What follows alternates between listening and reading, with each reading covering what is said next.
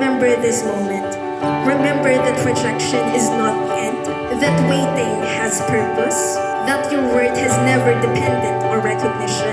And that every challenge you overcome becomes part of the story you will one day tell.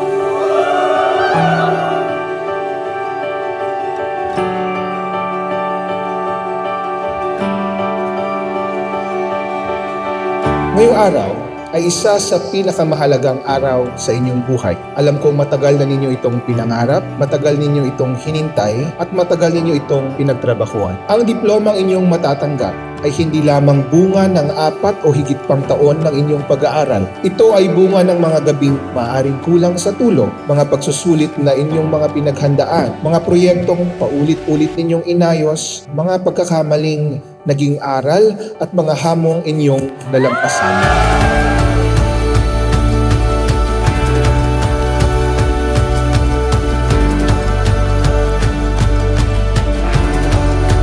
You will end your life as student, and your life as an educated person will continue.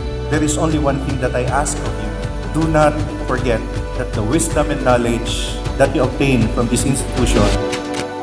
Let this ceremony be the definitive boundary where your potential transforms into impact and your purpose becomes the blueprint with which you will change the world.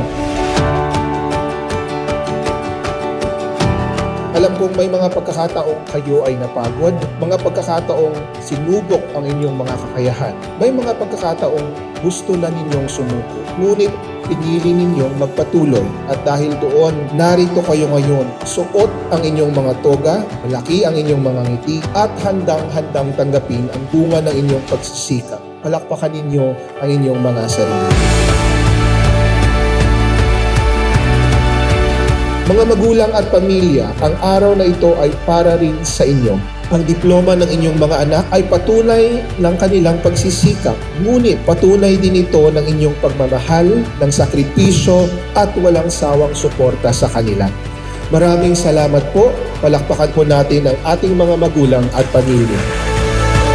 We are proud of you, of what you have accomplished, and we look forward to seeing the difference you will make in your professions. To the class of 2026, go forward with confidence, lead with compassion, and continue being the torchbearer of excellence. Thank you, and once again, congratulations, class 2026.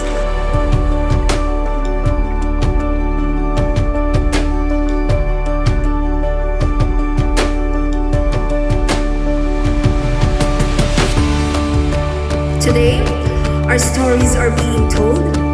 Today, our voices are being heard. Today, the silence is over. Congratulations, my fellow graduates, and to our parents, relatives, guardians, and loved ones watching us today. Salamat po, may graduate na po kayo.